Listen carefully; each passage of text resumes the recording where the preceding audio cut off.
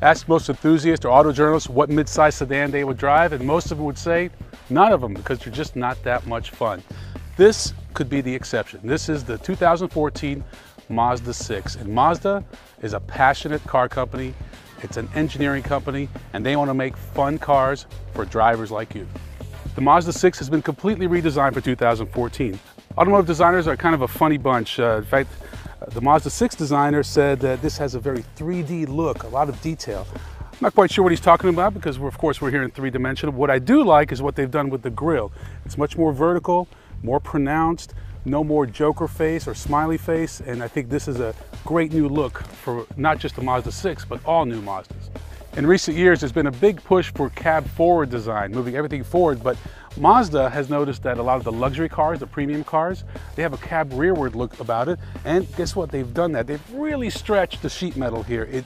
It's very sporty, it's very elegant. It doesn't look like a $22,000 car, but guess what? It is. If you have to buy a mid-size sedan, you might as well buy one that looks as good as the Mazda 6. Just look at how they've really curved the sheet metal here. As you can see, these lines just keep flowing with the car. It just makes the car look more interesting, and guess what? It's interesting to drive as well. With the Mazda 6, it's not just about form, it's about function too.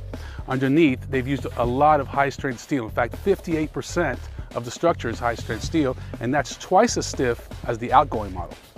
You may have been noticing the word Sky Active on a lot of the newer Mazda vehicles like the CX-5. Well, the Mazda 6 now gets Sky Active technology. This is essentially a series of technologies, not just engine, but it's about the chassis, it's about the transmission, it's about everything to make Mazdas more fuel efficient, more fun to drive, more technologically advanced. Underneath the hood of the Mazda 6, we have an all-new Sky Active 2.5-liter engine that produces 184 horsepower, 185 pound-feet of torque, and great fuel economy. Combined fuel economy in the automatic, 30 miles to the gallon. It's made it to a 6-speed automatic that has also been completely redesigned and is extremely efficient and performance-oriented. Mazda has made a conscious effort to convert the Mazda 6 from a regular car to a premium car. And as you can see from the back, it does look extremely premium. In fact, to us, it looks like a Lexus ES, and that's a good look. If you like the way the Mazda 6 looks on the outside, you really like the inside. They've done a lot to change the gauges, the instrument panel. Everything is much more updated and more modern, with one exception. 5.8-inch navigation screen. By today's standards, where most cars have 7- and 8-inch screens, this is extremely small and kind of looks a little outdated. But the rest of it, top notch. The Mazda 6 is available in 3 trim levels. The base is known as the Sport, and that starts at $20,800 for the manual, but you don't get Bluetooth.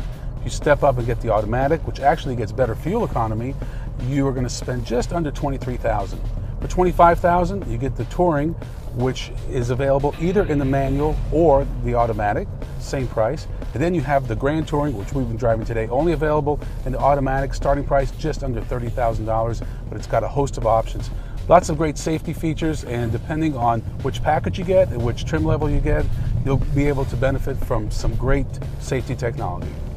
Mazda's objective with this Mazda 6 was to make it fun to drive, make it engaging. And quite honestly, my co-driver and I, we both agreed. They've really done a great job.